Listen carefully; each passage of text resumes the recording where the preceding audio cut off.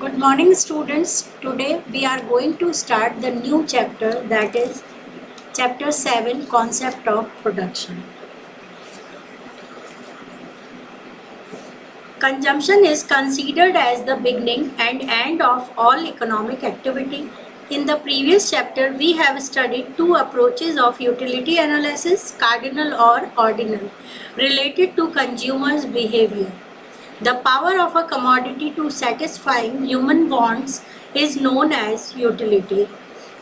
बच्चों, आप सभी जानते हैं कि कंजम्पशन जो होता है वो हमारी इकोनॉमिक्स में इकोनॉमिक एक्टिविटी की बिगनिंग भी मानी जाती है और एंड भी मानी जाती है, यानी इकोनॉमिक आर्थिक क्रियाओं का अंत भी है और शुरुआत भी है। कैसे है? क्योंकि जब हम उपभोग करते हैं तो हमें नीड होती है सामान की। जब हमारी सामान की नीड होगी तो हम डिमांड करेंगे और उस डिमांड से ही प्रोडक्शन क्रिएट होता है, और जब प्रोडक्ट बन के तैयार हो जाता है तो फाइनल गुड के उपभोग के बाद वो ख़त्म हो जाता है। तो इस तरीके से हम देखते हैं ये बिगनिंग भी है और एंड भी है। पहले चैप्टर में, पहले से मतलब फर्स्ट चैप्टर नहीं है, प्रीवियस चैप्टर में यानी इससे पहले वाले चैप्टर्स में हमने पढ़ा था कंज्यूमर्स इक्विलिब्रियम के अंदर यूटिलिटी के टू अप्रोचेस पढ़े थे, कार्डिनल और ऑर्डिनल। कार्डिनल अप्रोच में हमने TU MU पढ़ा था और ऑर्डिनल अप्रोच में हमने पढ़ा था इंडिफरेंस कर्व। फिर यूटिलिटी का मीनिंग भी हमने पहले पढ़ रखा है, लेकिन दोबारा इसमें रिपीट किया हुआ है, आप इसे अंडरलाइन करेंगे। The power of a commodity to satisfying human want is known as utility. एक नंबर के क्वेश्चन में आ सकता है व्हाट इज यूटिलिटी, तो जो वांट सेटिस्फाइंग पावर होती है उसे हम यूटिलिटी कहते हैं। It is created through production process, और ये किससे क्रिएट होती है? प्रोडक्शन प्रोसेस से क्रिएट होती है। Consumption is possible only after production, और किसी चीज़ का उपभोग तभी तो पॉसिबल है जब सामान बनेगा। जब कोई सामान होगा ही नहीं तो हम कंजम्पशन कैसे करेंगे? The demand of goods and services dependent on their consumption, और किसी भी गुड और सर्विस की डिमांड जो होती है वो कंजम्पशन पर ही डिपेंड करती है। Similarly their supply depends on production, उसी तरीके से सप्लाई भी प्रोडक्शन पे डिपेंड करती है। The level of production also decides the level of national income and पर कैपिटल इनकम। इसके अलावा किसी भी कंट्री का जो प्रोडक्शन लेवल होता है वो ही डिसाइड करता है कि उस कंट्री की नेशनल इनकम कैसी होगी और उसकी पर कैपिटा इनकम कैसी होगी। The prosperity and economic progress of a country lies in the increase in the level of production, और किसी भी कंट्री की इकोनॉमिक प्रोग्रेस जो होती है, आर्थिक वृद्धि और विकास, या फिर उस कंट्री की समृद्धता जो होती है वो किस पे डिपेंड करती है? लेवल ऑफ प्रोडक्शन पे डिपेंड करती है। It has positive impact on the standard of living of people, और ये जनता के स्टैंडर्ड ऑफ लिविंग यानी जीवन जीने के तरीके या जीवन स्तर पर सकारात्मक प्रभाव डालती है। अगर प्रोडक्शन बढ़ेगा तो हमेशा मतलब प्रोडक्शन की जो इंक्रीमेंट होती है या फिर उसकी क्वालिटी अच्छी होती है तो आदमी का, उस कंट्री के लोगों का जीवन स्तर पर भी सकारात्मक प्रभाव पड़ता है। इसका मतलब है प्रोडक्शन जो है वो अपने आप में एक बहुत ही इम्पॉर्टेंट इकोनॉमिक एक्टिविटी है। तो हम कह सकते हैं कि production is a very important economic activity. The standard of living in the ultimate analysis depends on the volume and variety of goods and service produced in a country. In fact, the performance of an economy is judged by the level of its production. समझ में आ गया? इसलिए production हमारे लिए बहुत important है। इसीलिए हम चैप्टर 7 में मीनिंग ऑफ प्रोडक्शन पढ़ेंगे, डेफिनेशन ऑफ प्रोडक्शन पढ़ेंगे और फैक्टर्स ऑफ प्रोडक्शन भी पढ़ेंगे। Now I am explaining meaning of production. The act or process of creating, increasing or constructing of utility is known as production. इसको आप underline करेंगे और notes copy में भी लिखेंगे मीनिंग ऑफ प्रोडक्शन, और उसके अंदर ये दो लाइनें आप लिखेंगे। इसका मतलब ये हुआ कि किसी भी वस्तु की उपयोगिता का सृजन, उपयोगिता में वृद्धि या उपयोगिता का निर्माण करना जो होता है वो क्या कहलाता है? प्रोडक्शन कहलाता है। और प्रोडक्शन जो है ना वो एक प्रोसेस है, एक एक्ट है, समझ में आ गया? एक गतिविधि है। किसी भी रॉ मटेरियल को हम कन्वर्ट करते हैं कंस्ट्रक्शन के थ्रू तो उसकी यूटिलिटी बढ़ जाती है, और यूटिलिटी बढ़ने के लिए जो प्रोसेस ऑप्ट किया जाता है उस प्रोसेस को हम प्रोडक्शन कहते हैं। There are many forms of production. For instance the production of good grain by the farmer, manufacturing of cloth, machine, toys, shop, soap, cement, furniture etcetera, ये सब प्रोडक्शन के एग्जाम्पल हैं। जैसे फार्मर द्वारा अनाज उगाना प्रोडक्शन है, क्लोथ की मैन्युफैक्चरिंग कपड़ा बनाना प्रोडक्शन है, मशीन प्रोडक्शन है, खिलौने प्रोडक्शन है, साबुन, सीमेंट, फर्नीचर, ये सब प्रोडक्शन कहलाते हैं। Are examples of production. आप नोट्स कॉपी में आप हेडिंग डाल के लिखेंगे एग्जाम्पल ऑफ प्रोडक्शन और उसमें ये सब एग्जाम्पल लिखेंगे। आप दूसरे अनदर एग्जाम्पल भी लिख सकते हैं। Similarly the provision of various services like education, health, banking, accounting, postal and telephone communication, transport etc. are all act of production। इसके अलावा सर्विसेज में भी प्रोडक्शन होता है। जैसे एजुकेशन, मैं आपको पढ़ा रही हूँ, ये एजुकेट करना एक प्रोडक्शन है, क्योंकि आप के अंदर यूटिलिटी गेन हो रही है ना, आप सोसाइटी के लिए बहुत इम्पॉर्टेंट थिंग बनने वाले हैं। फिर हेल्थ, बैंकिंग, अकाउंटिंग, ये सब सर्विस के अंदर प्रोडक्शन के ही एग्जाम्पल हैं। Definition of production. Economists have given various definition of production. Alfred Marshall has defined it as creation of utility. बहुत इजी सी डेफिनेशन है ये मार्शल की, कि उपयोगिता को बनाना जो है वो क्या कहलाता है? किसी भी सामान की उपयोगिता को बनाना प्रोडक्शन कहलाता है। मार्शल की डेफिनेशन बहुत ही ईजी है। उत्पादन को उपयोगिता का सृजन करना बताया गया है, यानी किसी भी थिंग में यूटिलिटी को क्रिएट करना प्रोडक्शन कहलाता है। ऐसे ही फिशर की दे रखी है, मेयर्स की दे रखी है, स्टोन की दे रखी है। इन डेफिनेशंस को आप पढ़ेंगे, समझेंगे, नोट्स कॉपी में लिखेंगे, और अगर कुछ समझ नहीं आए तो आप मुझसे पूछ सकते हैं। नेक्स्ट टॉपिक है हमारा factors of production and classification. Factor of production आप 11th क्लास में नहीं बल्कि 10th क्लास से पढ़ते आ रहे हैं। अब तो आपको टिप्स पे याद हो गए होंगे। Labour, capital, land, technology, management और entrepreneur. Production is a process of creating utility. Production जो है वो एक प्रोसेस है जो यूटिलिटी को क्रिएट करता है। ये तो अब साथ के साथ ही याद हो गया होगा आपको what is production. Through production a flow of good and services is create over a period of time. इसलिए हम ये कह सकते हैं कि प्रोडक्शन जो होता है वो क्या होता है? प्रोडक्शन के द्वारा एक पर्टिकुलर टाइम पीरियड में गुड्स और सर्विसेज का फ्लो जो है उसके रूप का निर्माण किया जाता है। यानी कोई सर्विस कितनी बनेगी, कोई गुड कितनी बनेगी और कैसे फ्लो होगा, वो एक पर्टिकुलर टाइम पीरियड में प्रोडक्शन के थ्रू ही क्रिएट किया जाता है। Production is done with the help of certain factors such as labor, capital, land management, technology, entrepreneurship, जिसे हम शॉर्ट फॉर्म में LKNTE कहते हैं। Factors of production are also known as inputs. ये सब हमने 6th चैप्टर में पढ़ा था। फैक्टर ऑफ प्रोडक्शन को हम इनपुट कहते हैं और फाइनल गुड को हम आउटपुट कहते हैं। इनपुट और आउटपुट के रिलेशनशिप को हम प्रोडक्शन फंक्शन कहते हैं। हमने 6th चैप्टर में पढ़ा है ये। तो फैक्टर ऑफ प्रोडक्शन का अनदर नेम क्या है? इनपुट है। The production of goods and services is also called output. और जो गुड्स और सर्विसेज बन जाती हैं उन इनपुट से उसे हम कहते हैं आउटपुट या फिर तैयार माल कहते हैं। ठीक है, तो ये हमारा हो गया इनपुट और आउटपुट।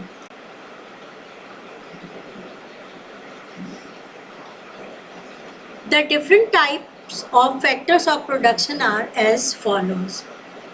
First है land. Land is a gift of nature. It has the quality of scarcity and is available in limited quantity. There is difference in the fertility of land.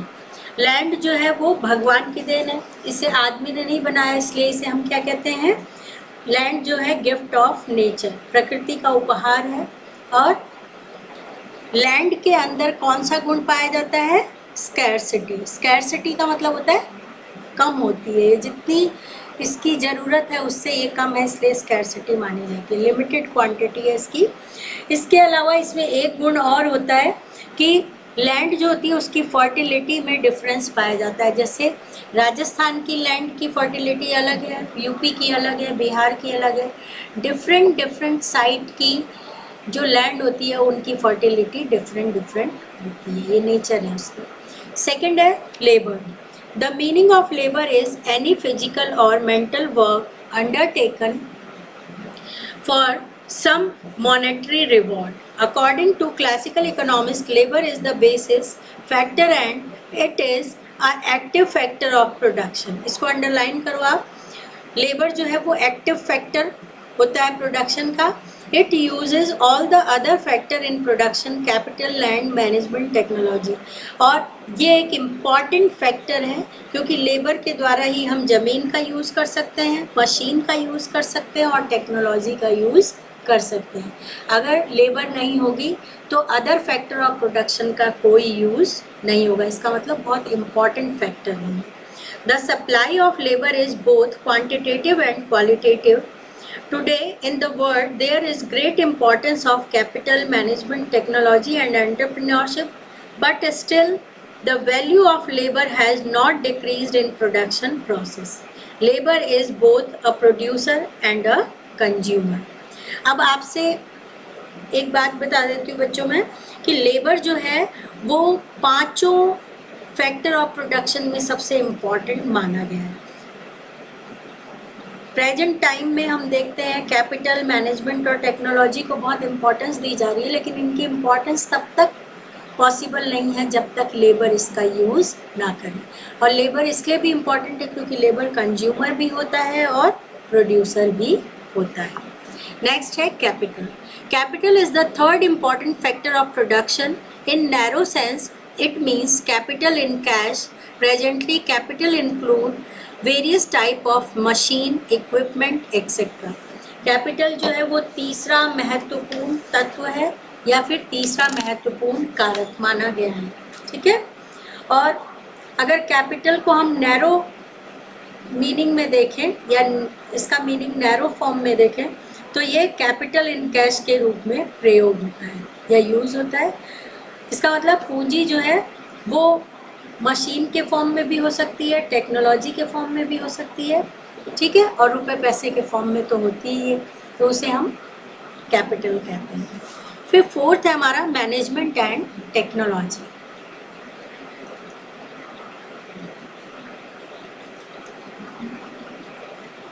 Management and technology is one of the most important factor of production. Today, organization of large scale production is done by specialists. The management part is looked after by the management term, whereas the technical organization is taken care of by technical expert.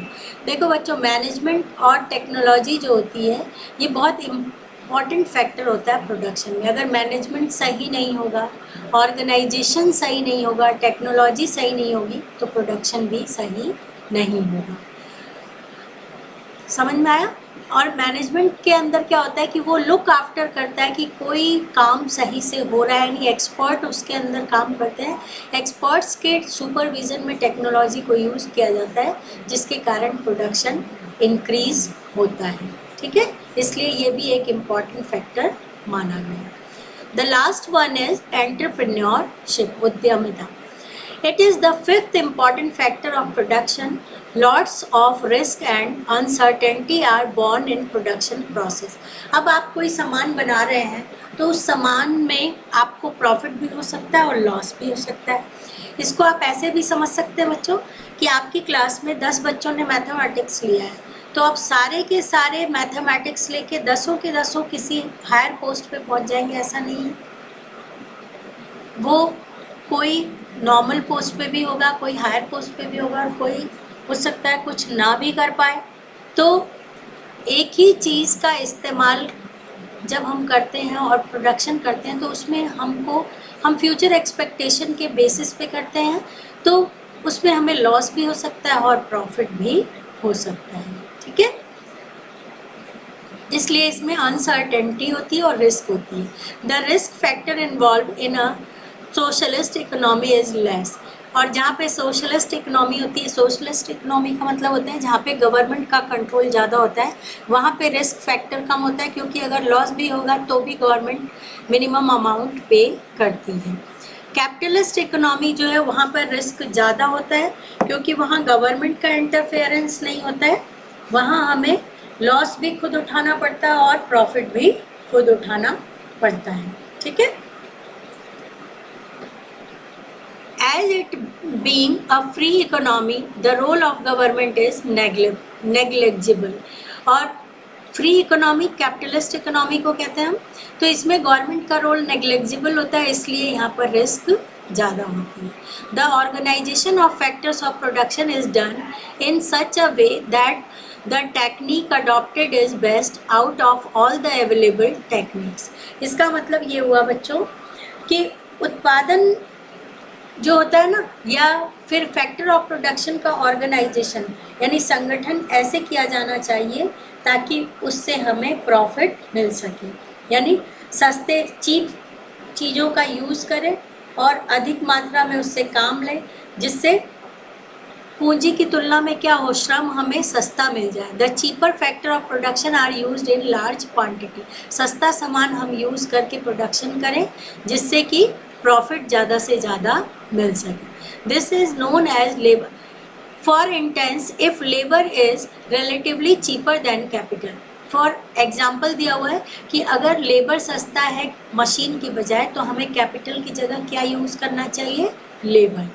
Then more labour is used, this is known as labour intense technique. ये तो आपको आता ही है late और set, कि जब हम labour ज़्यादा यूज़ करते हैं कैपिटल की बजाय तो उसे हम लेट कहते हैं, labour intense technique. Similarly if capital is cheaper we adopt capital intensive technique. और जब हम कैपिटल को ज़्यादा यूज़ कर रहे हैं, कैपिटल सस्ता है और लेबर महंगा है, तो वो कौन सी टेक्निक कहलाएगी, कैपिटल इंटेंस टेक्निक कहलाएगी।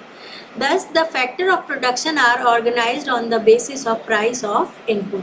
कहने का मतलब ये है कि फैक्टर ऑफ प्रोडक्शन का ऑर्गेनाइजेशन यानी चूज हमें कैसे करना चाहिए, इनपुट की प्राइस के आधार पर करना चाहिए, यानी जो इनपुट सस्ता हो उसी सस्ते इनपुट को लेकर हमें प्रोडक्शन करना चाहिए। When the quantity of input is changed, increased or decreased, then there is a change, increase or decrease in production too।